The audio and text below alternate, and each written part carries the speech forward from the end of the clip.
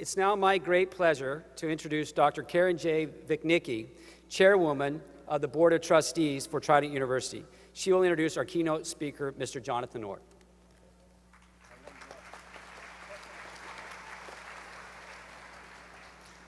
Good afternoon.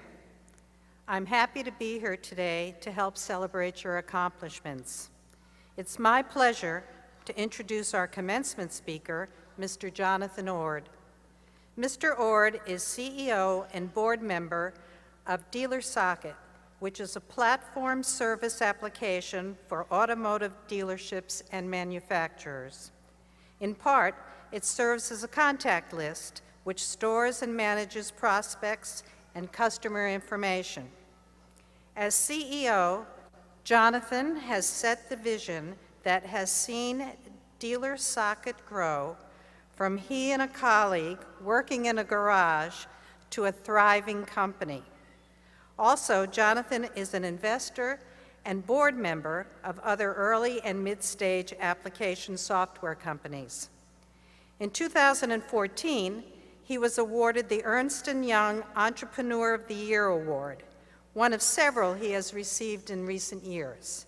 In addition, he was recognized as one of the 40 under 40 by Orange County Metro in 2008.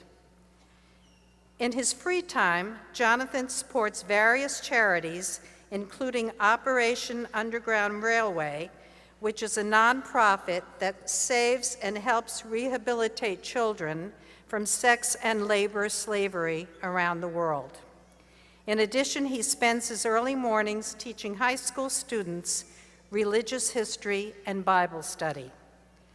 Jonathon earned graduated from Brigham Young University, where he earned a bachelor's degree in business and Spanish and a master's degree in accounting.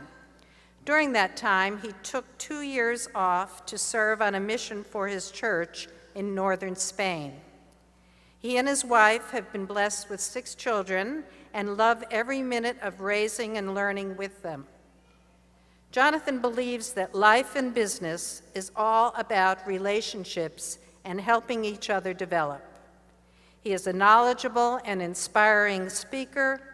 I am pleased to present Mr. Jonathon Ord.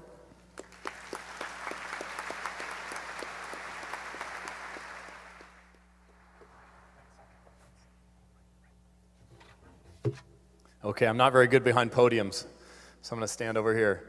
I'm so honored to be with you today and to just be here to have this great part of your life. This is an amazing, amazing accomplishment for you, and walking across the stage is amazing. I'm not sure why I got put behind Phil. Is there a more passionate guy in the room than Phil? It's amazing. I just want to spend some short amount of time with you. I know that the mind cannot comprehend what the seat cannot endure. And I know this is a long time that you guys will be sitting here and walking across the stage, and you're more concerned about hugging your family members afterwards. And so I want to teach you just a couple things that I've learned through my life, and maybe share a couple things. But I also want to tell you that I'm a walk-on. Does anybody know what a walk-on is? Okay, when I was in high school, I loved football. Absolutely loved football. I ran track and played football down at Torrey Pines High School in San Diego. I had a dream to play quarterback at Brigham Young University, right? Those are the days of Jim McMahon and Steve Young and all these great quarterbacks that went through there. And I had this dream to play there, and I worked my tail off to become a decent high school quarterback. But BYU didn't quite think so, and they didn't offer me a scholarship. And so but I got invited as a preferred walk-on to come walk on at BYU, and I'm grateful that I had that opportunity. I get the sense I'm among family here because many of you have had experiences that are similar to being a walk-on, right? Whether it's your educational experience, whether it's some scholastic event, whether it's an athletic event, whether it's a job that you've really, really wanted and got thwarted on your pursuit of that excellence.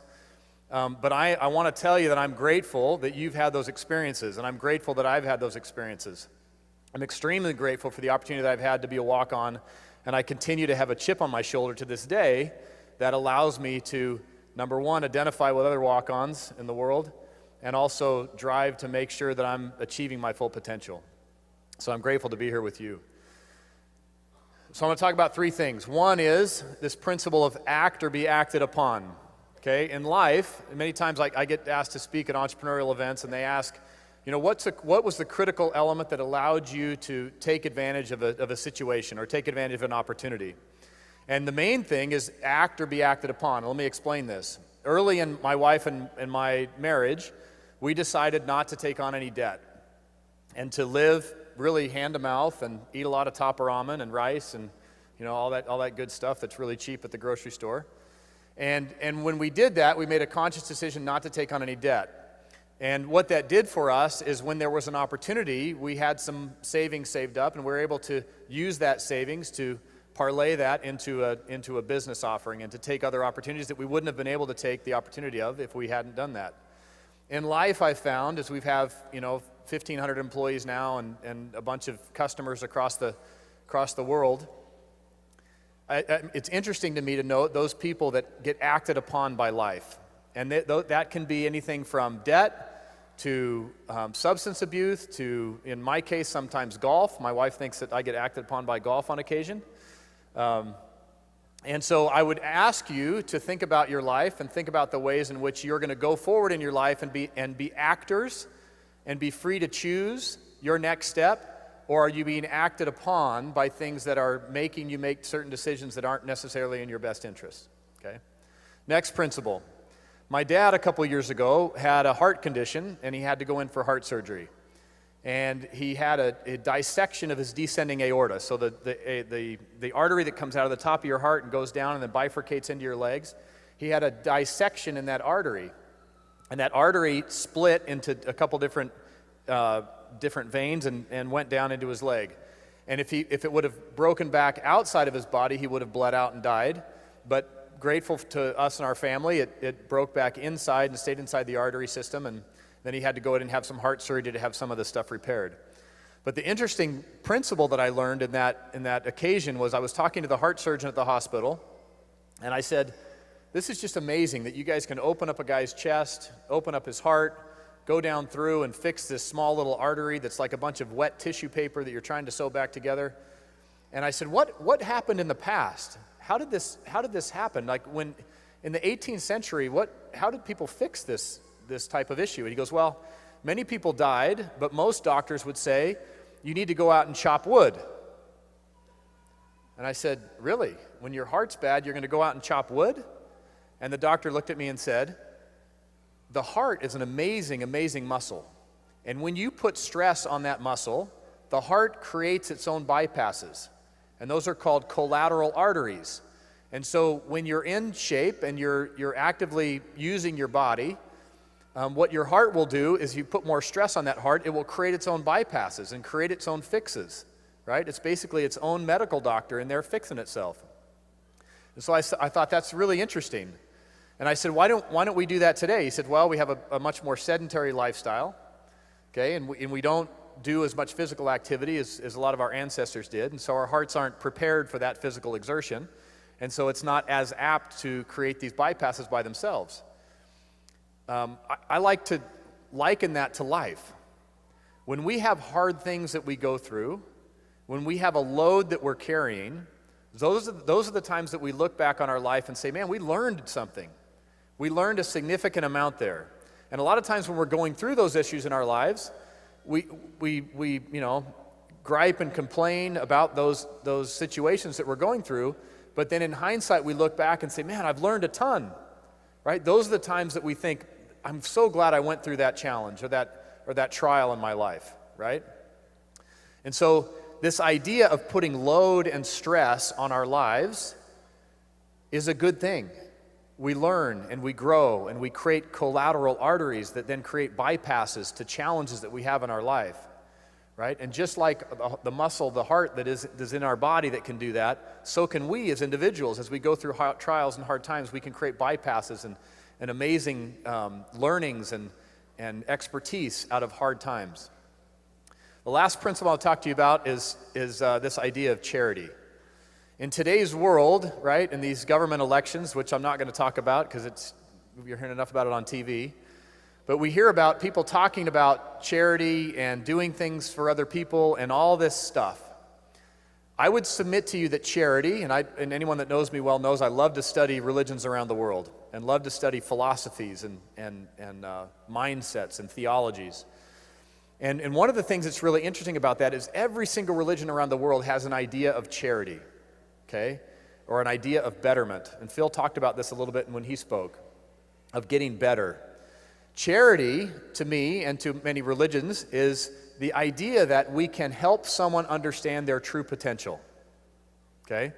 Many times in our current culture, we talk about charity as giving money away or giving means or giving time. Those things can be charitable, but they're not always charitable. They become charitable when they help someone attain their potential, okay? So the simple act of giving money away in a way that doesn't enable someone to get better, that's not considered charity, okay? Many of you have people that are behind you in the stands here that see you in your best light, that see you for your potential that you have, who you can become, and they treat you accordingly.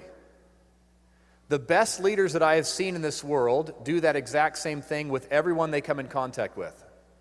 They see people for their potential and not necessarily who they're acting like at that current moment. Okay? And so from a religious context, the Hindu faith talks about that in terms of achieving a state of nirvana or moksha. Okay?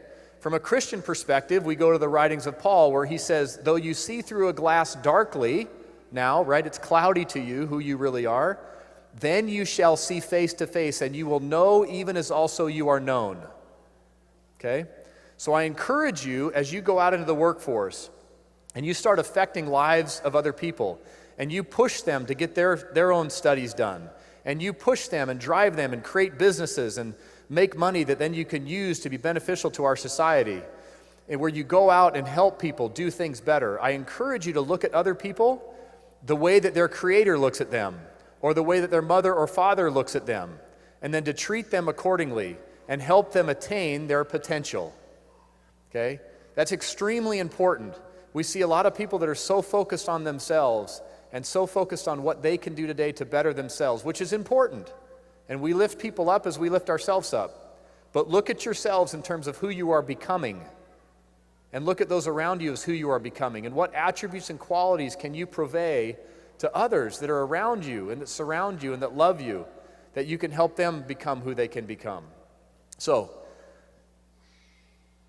Travis gave you three things, or he gave you one thing that he wanted you to do as an assignment. I'm going to give you three things. Act, don't be acted upon. Put pressure and load on yourself. Do hard things. And be truly charitable in the way in which I've described it, and understanding who people really are and who they're becoming, and treat them accordingly. Thank you.